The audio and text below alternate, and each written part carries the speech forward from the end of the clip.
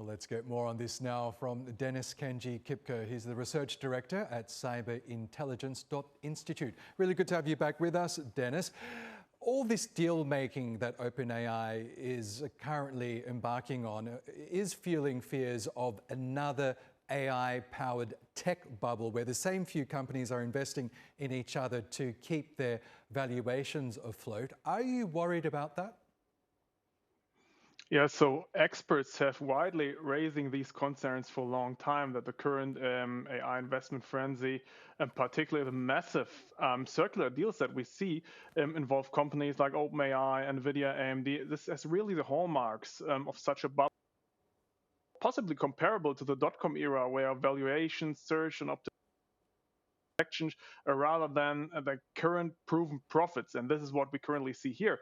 And the circular financing model that you mentioned, where suppliers effectively fund their customer, here OpenAI, to purchase their own products, create some kind of a reflexive loop that can artificially inflate both revenue figures for the suppliers, but also the ultimate valuation of the whole AI company, thus making the entire market in some way reliant on ever increasing enthusiasm and a belief that AI will deliver huge imminent productivity gains.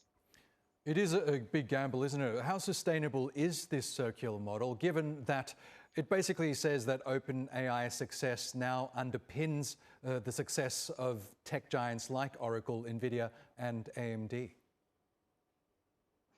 Yeah, so frankly speaking, the circular model is inherently vulnerable and also, in my opinion, financially opaque. As a revenue for the suppliers is heavily dependent on a single money-losing customer's ability to finance huge capital expenditures, often by being given warrants or some kind of equity from the supplier itself. And the key to its sustainability is OpenAI's own ability to rapidly convert its current technological leadership and also vast computing power into really a profitable long-term revenue streams, what I currently do not see. But failure to do so, finally, coupled with a rapid depreciation of expensive AI hardware and the emergence of cheaper competitors. Given the potential risk, you can imagine regulators are keeping a close eye on this. Investors themselves might also be concerned. Do you see either regulators or investors stepping in at some point if things start looking too risky?